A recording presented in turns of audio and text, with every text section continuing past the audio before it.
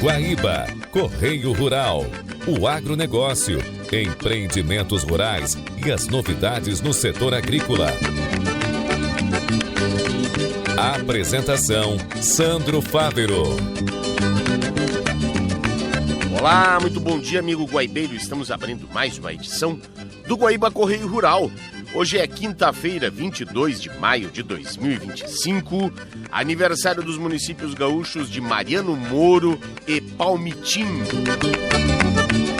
Nosso programa tem um oferecimento do Senar RS, força para o agro, força para movimentar toda a sociedade. E Banrisul, crédito consignado CLT é no Banrisul. Guaíba Correio Rural tem Jefferson Gomes na mesa de áudio, as gravações e edições sob responsabilidade de Cleiton Lopes. A coordenação de central é de Guilherme Silveira, gerência de jornalismo e esportes de Rafael Sequim, direção-geral de Claudinei Girotti, edição e apresentação de Sandro Fávero. O Senar está junto com você, produtor rural, sempre juntando conhecimento e prática para levar mais produtividade e eficiência para o campo, porque assim a agricultura e a pecuária crescem muito mais. Senar RS, vamos juntos pelo seu crescimento. Crédito consignado CLT é no Banrisul, empréstimo fácil para quem tem carteira assinada. Contrate já no app Banrisul. Tem agro, tô na Guaíba. E abrimos o programa desta quinta-feira falando de avicultura. O Ministério da Agricultura segue prevendo o fim do foco da gripe aviária no prazo de 28 dias. O governo de Minas Gerais destruiu 450 toneladas de ovos provenientes da granja em Montenegro, no Rio Grande do Sul, que teve o primeiro foco de gripe aviária identificado no Brasil. Foi uma medida para prevenir o avanço da doença. A influenza aviária ou gripe aviária é uma doença viral que afeta principalmente aves, mas também pode infectar mamíferos e os seres humanos. A infectologista Luana Araújo explica que, apesar de não haver transmissão entre humanos, a doença tem alto índice de letalidade. Não é uma gripe que tem uma transmissão interhumanos, ela está muito mais ligada à exposição da pessoa à ave contaminada. Então, essa exposição, o contato com secreções, o contato respiratório, né, no mesmo ambiente que esses animais. Então, é muito mais uma exposição direta a essa circunstância do que uma transmissão humana a humana. Então, felizmente, isso não é um problema. O problema é que ela, nos humanos, ela tem uma alta letalidade. A gente está falando aí em torno de 50%. É bastante coisa. Por isso que não é uma questão que a gente pode deixar correr sem uma observação muito clara. E apesar de não ter uma transmissão humana-humana sustentada, a gente não vê isso acontecer, a exposição, principalmente em locais onde há grandes produções agropecuárias, ela pode ser bastante importante e isso significar uma sobrecarga no sistema de saúde e um pânico que é absolutamente desnecessário. Os ovos infectados no Rio Grande do Sul não eram para consumo, eram ovos férteis usados na produção de aves. Eles foram enviados para incubatórios de Minas Gerais, Paraná e do próprio Rio Grande do Sul. Argentina, China, Chile, México, Uruguai e União Europeia suspenderam as compras de aves brasileiras. O Ministério da Agricultura determinou a adoção imediata das medidas de saneamento previstas no plano de contingência, como a destruição dos ovos para evitar qualquer risco sanitário.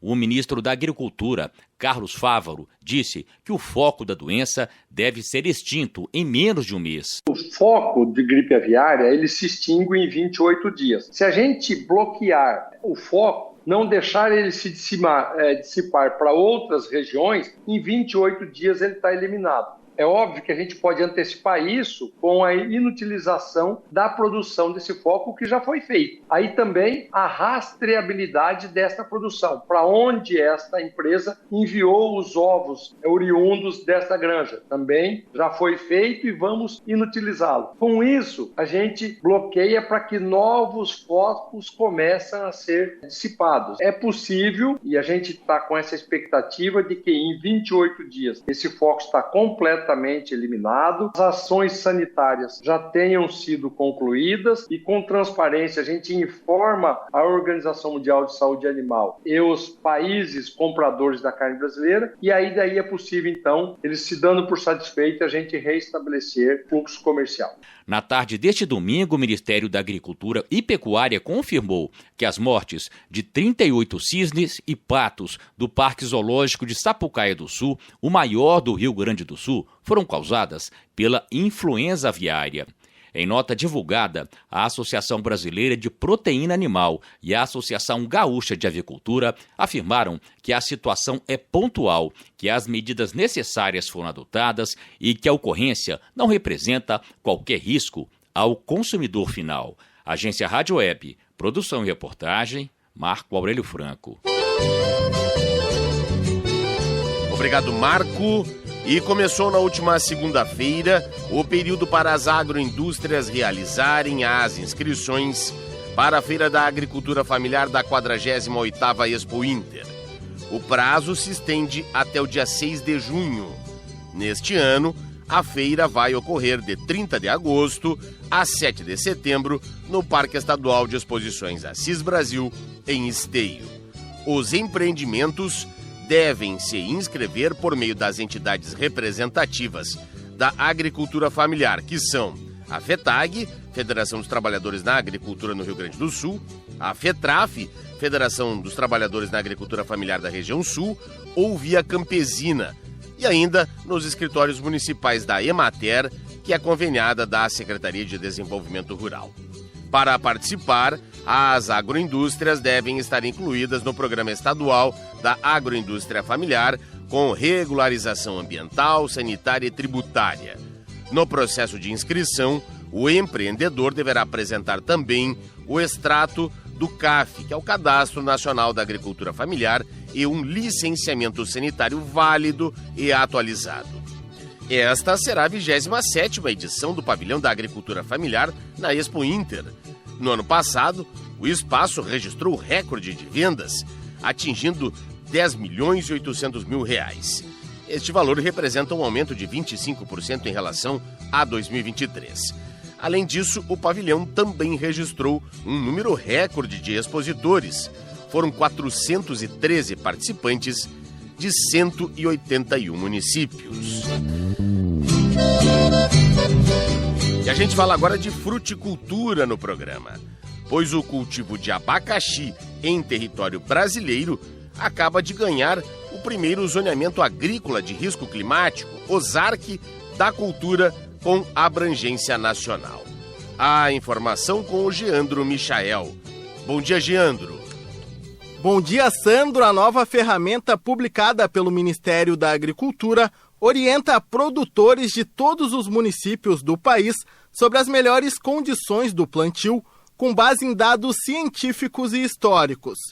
Desenvolvido pela Embrapa, o novo ZARC atualiza e amplia a versão anterior de 2012 e traz melhorias que prometem aumentar a produtividade e diminuir riscos. A versão traz 3 atualizações importantes. Uma delas é a classificação em 3 níveis de risco, 20%, 30% e 40%, associados às fases de desenvolvimento de frutos, desde a floração, passando pela frutificação até a colheita, sendo 40% o risco máximo aceitável para o cultivo. Com isso, são gerados calendários de plantio que indicam quando e onde a cultura pode ser mais produtiva e ter mais sucesso. Outra novidade é a categorização das classes de água disponível do solo, variando de 1 a 6 e não mais de 1 a 3. Em relação à temperatura do ar, locais com probabilidades de geadas frequentes e plantios localizados em altitude superior a 1.000 metros também foram considerados de risco climático elevado. O ZARC Abacaxi pode ser consultado de 2 maneiras: por meio da plataforma Painel de Indicação de Riscos no site do mapa ou pelo aplicativo ZARC Plantio Certo, para acesso pelos sistemas operacionais Android e iOS de forma gratuita. Da redação, Geandro Michael para o Guaíba Correio Rural. Obrigado, Geandro. E a gente fala agora da cadeia produtiva da erva mate. A tradição do cultivo em Viadutos, município do Norte Gaúcho, será celebrada no próximo dia 28 de maio, com a realização da Festa da Colheita da Erva Mate, safra 2025. O evento será realizado na propriedade da família Toqueto, na linha São Joaquim, referência regional na produção desde 1930. A programação tem início às 8 da manhã com o Fórum da Erva Mate, incluindo recepção com produtos à base da planta, palestras técnicas e relatos de experiências. Às 11 horas, ocorre a abertura oficial da festa, seguido da poda da erveira. No período da tarde, a partir da 1h, será servido um almoço com hambúrguer no pão de erva mate, com o lançamento do refrigerante Yerba Mate. A Festa da Colheita é promovida pelo Instituto Brasileiro da Erva Mate, o Ibramate, Secretaria Estadual da Agricultura, Emater e Prefeitura de Viadutos. E o Ministério da Pesca e Aquicultura publicou nota metodológica das estimativas para o controle de produção da tainha, referente ao estuário da Lagoa dos Patos. O documento detalha as fontes de dados utilizadas e os procedimentos adotados para estimar a produção da espécie na região, conforme previsto em portaria interministerial de fevereiro de 2025. A nota técnica tem como objetivo garantir a transparência e a rastreabilidade do processo de estimativa, fundamental para o controle das cotas de captura do pescado na safra deste ano.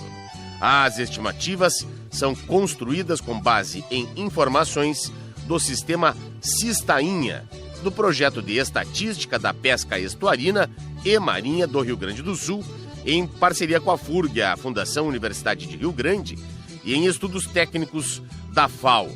A metodologia considera a dinâmica da atividade pesqueira artesanal na região, especialmente nos municípios de maior relevância para a safra, como São Lourenço do Sul, Rio Grande, Pelotas e São José do Norte. E assim chegamos ao fim deste primeiro bloco, em nome do Senar Rio Grande do Sul. Força para o agro, é força para movimentar toda a sociedade. E Banrisul, crédito consignado CLT, é no Banrisul. Vamos para o intervalo e voltaremos em seguida para falar da cadeia produtiva do leite aqui no Rio Grande do Sul.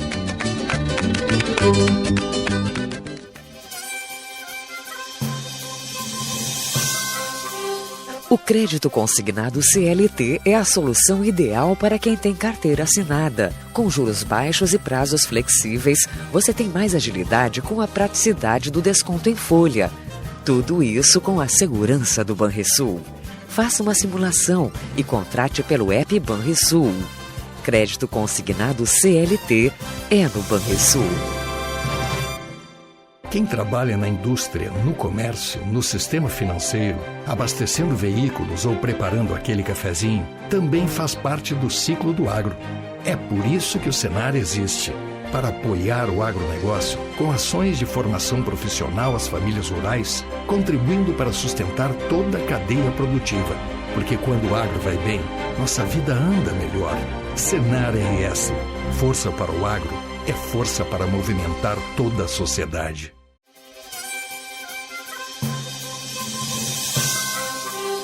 O crédito consignado CLT é a solução ideal para quem tem carteira assinada. Com juros baixos e prazos flexíveis, você tem mais agilidade com a praticidade do desconto em folha. Tudo isso com a segurança do Banrisul. Faça uma simulação e contrate pelo app Banrisul. Crédito consignado CLT é no Banrisul.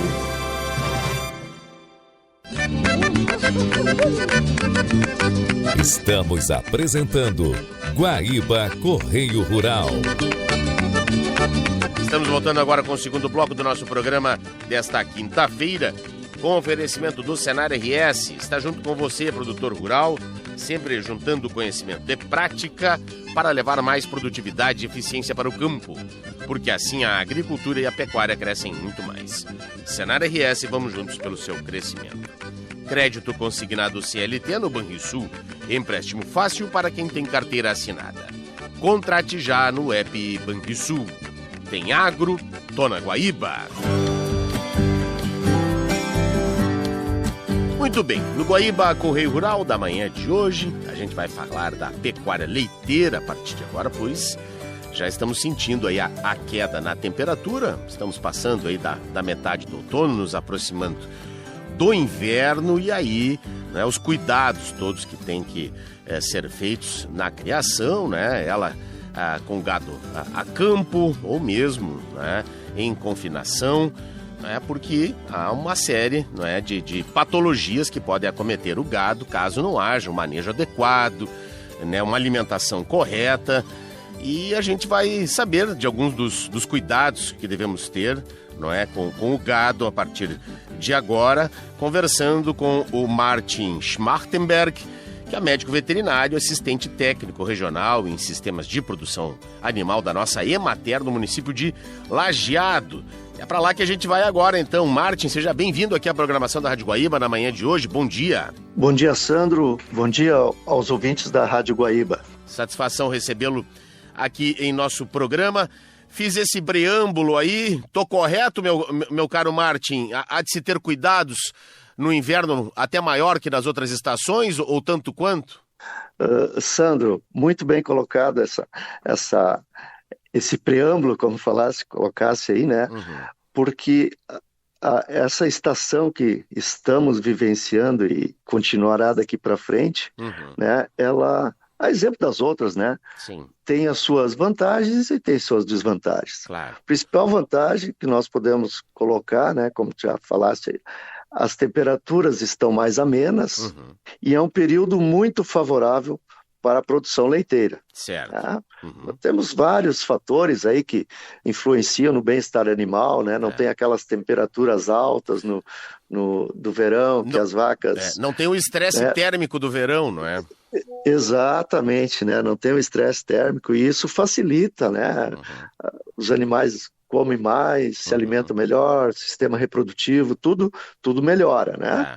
Também, né, tu também falaste nos sistemas de produção, que nós temos sistema mais a pasto, sistema semi-confinado e confinado, que no sistema a pasto nós temos semanas que chove a semana toda e dificulta o acesso dos animais às pastagens. Então também temos que ter cuidado nesta situação, né? E a própria umidade, não é?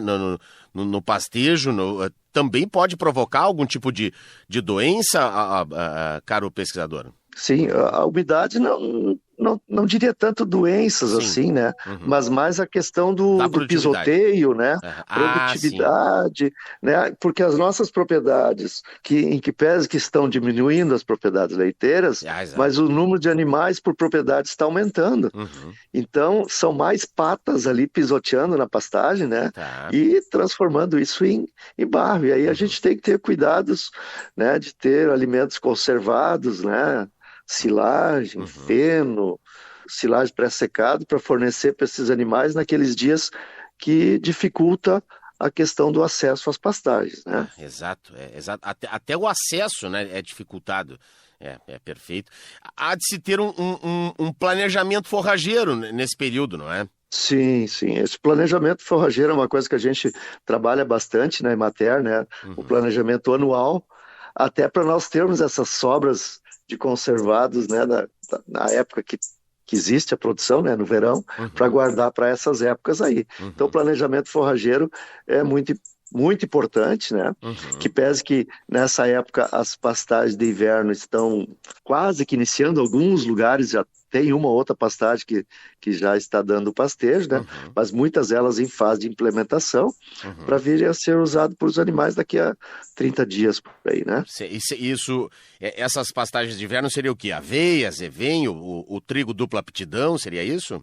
Isso, aveia, azevém, o trigo forrageiro, né? Dupla aptidão, trigos forrageiros, né? Dentro das aveias e dos azevém, várias variedades, né? Umas mais produtivas que as outras, né? Certo. E também umas mais precoces, outras mais tardias, para atender a um período mais longo a necessidade dos animais. E que né? são Como eu falava no início, desculpa, é uma época mais propícia, né? Tá. O crescimento das pastagens, tudo, então é mais fácil produzir leite nessas circunstâncias. E são implantados a partir da colheita dos grãos, notadamente soja e o milho aqui também no estado, não é isso? Sim, sim. O que acontece, né, a nossa região especificamente aqui, né, regional de Lajeado, que não é tão forte a cultura da soja, e mais o milho, seja ele grão ou silagem, principalmente silagem destinado para a produção de leiteira, né? Então nós temos, o que acontece? Nós sempre temos aquele vazio forrageiro que quando termina a pastagem de verão, esta mesma área vai virar pastagem de inverno. Pois é. Então tem aquele período que, né, tem que preparar a terra, tudo, preparar direitinho, para nós termos acesso a essa nova pastagem daí. Perfeito. Bom, então nós temos aí, então, essa pastagem, né, a campo, né, e aí a gente falou da aveia, do azevém, do trigo, mas também temos o pré-secado e a silagem, a forragem, que é feita exatamente a partir aí, não é, dos pés de milho.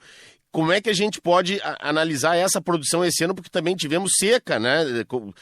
Como é que ficamos com a nossa silagem aqui?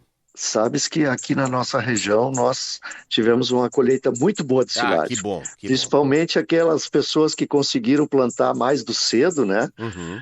Mais aí início de agosto, né? Até metade de agosto.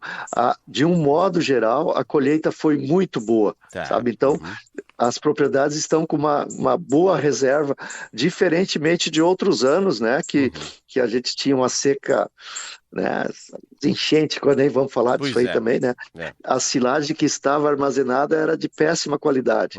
Então, este ano, assim, na maioria das propriedades, falo especificamente daqui da região do Vale do Taquari e Caí principalmente, né? Nos vales. Que nós tivemos, assim, uma colheita boa em todas as propriedades para silagem. Qual é o manejo adequado, correto? Porque com a queda das temperaturas, não é, há uma necessidade de mais energia. Isso vale para os animais, vale para a gente também, não é? Eu acho que para todo mundo há de se ter uma alimentação proteica com muita energia para que continue rendendo, não é? Que tenha uma boa produção de leite. Como é que se deve dar? Uma suplementação também é indicada ou não? Certo, Sandro. Assim, ó, a gente, quando fala, né, em produção leiteira, nós falamos muito em dieta. Né? É aquela quantidade de alimentos e tipo de alimentos que é fornecido diariamente.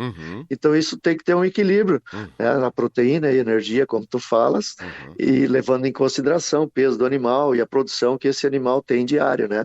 Então isto tem que ser fornecido ou suplementado, né, à medida ele não recebe isso ou na pastagem, né, ou então um sistema mais de confinamento onde recebe bastante silagem de milho, que é um alimento energético. Essa suplementação tem que vir uma ração com maior teor de proteína, né, para suplementar e fechar a dieta diária desse animal, além dos sais minerais, né, que são importantes, vitaminas e todas, né? Ou seja, é diferente o manejo alimentar dessa época para o verão, por exemplo? Muda, mas assim, nas propriedades bem estruturadas, elas também acontecem, né? Só que no inverno o animal, os bovinos, eles comem melhor. Vale para nós humanos também, né? Pois é, claro. No verão, às vezes, tu tem que forçar a vaca a consumir aquela quantidade para ela poder produzir, mas ela não come, ela quer água e quer sombra fresca, né? Então, é mais difícil no verão nós conseguirmos fazer com que a vaca consuma todos aqueles ingredientes da dieta para ela ter aquela produção que ela geneticamente está preparada. Perfeito. Portanto, cuidado todo específico e redobrado também na questão da alimentação, né? O gado procura mais, agora ele tem mais apetite, não é? Normal isso da época do ano, então há de se ter então uma forragem boa, né? Ou o pastejo também adequado a partir aí da produção de inverno, não é, Martim? Sim. E mesmo o pastejo sempre com suplementação, né, Sandro? Mesmo porque a pastagem em si só, por melhor que ela seja, ela não vai conseguir fornecer quantidade de energia e outras coisas, né? E não esquecendo, né, que além dessa questão da alimentação, né, nós precisamos ter animais sadios, né? Com os calendários de vacinação, todos esses cuidados, tratamento para verminose, né? Verminose. Exatamente. Esses controles todos, né? Porque a gente sempre diz assim que um leite de qualidade provém de uma vaca sadia e bem alimentada, né? Aí nós vamos ter um produto de qualidade, que é o nosso leite aí. Perfeito. E aí passa por um trabalho de higienização nas instalações, limpeza, a própria desinfecção das instalações, não é? Sim, aquele cuidado, né? Que deve ter diariamente aí no processo de ordenha e pós-ordenha, né? Até para atender às exigências que as normativas que a indústria fazem junto aos produtores, né? Como eu repito, eu sou muito repetitivo, leite de qualidade, né? Porque eu também sou consumidor, além de técnico, eu sou consumidor e penso nos consumidores que estão nos ouvindo, né, Sandro? Claro. E nas terneiras, aquelas que vão iniciar, não é, a sua vida produtiva, nunca esquecer da vacinação para brucelose, não é? Brucelose, obrigatória, né? Entre 13 e 8 meses, obrigatória a vacinação para brucelose.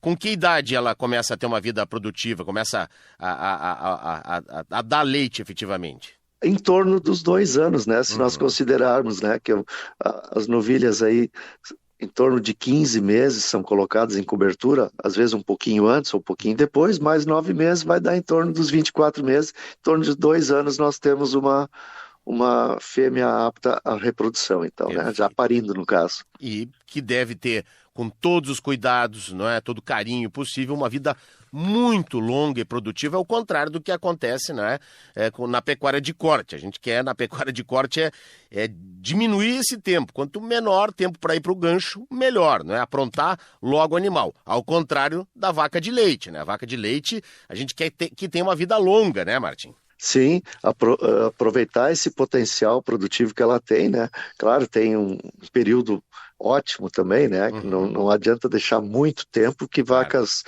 com idade mais avançada, a tendência é de apresentar mais problemas, né? Uma predisposição mais a doenças ou não, né? Tem que ser feita a reposição normalmente, né? Porque aquelas propriedades que fazem o melhoramento genético, né? As filhas, a tendência é serem melhores que as mães, né? Claro que isso tem um período até atingir essa fase adulta de produção, né? Primeira cria, vai aumentando um pouquinho na segunda, mais um pouco na terceira, até chegar na quarta lactação, quando tem aquela produção, a maior produção que a vaca consegue atingir, né? Mas não podemos nem ter só animais muito velhos e nem animais de primeira e segunda lactação, uma propriedade equilibrada, daí a coisa funciona direitinho. Ótimas dicas aí, então, do Martin Schmachtenberg, que é médico veterinário e assistente técnico regional em sistemas de produção animal da Emater. Martin, muito obrigado pela participação aqui, excelentes esclarecimentos. Conte com a gente aqui na Rádio Guaíba. Um bom dia para o amigo. Bom dia, Sandro. Muito obrigado pela oportunidade e, da mesma forma, sempre que necessário, conte com um amigo aqui também. Grande abraço. Obrigado. E assim concluímos mais uma edição do nosso programa. Em nome do Senar RS, força para o agro, força para movimentar toda a sociedade. E Banrisul, crédito consignado CLT, é no Banrisul. Para você que perdeu alguma parte desta edição ou quer acompanhar novamente, acesse o nosso canal da Rádio Guaíba no Spotify e em seguida o programa já estará disponível. A gente fica aqui e se reencontra amanhã às 5h30. Grande abraço e até lá. Você ouviu Guaíba Correio Rural.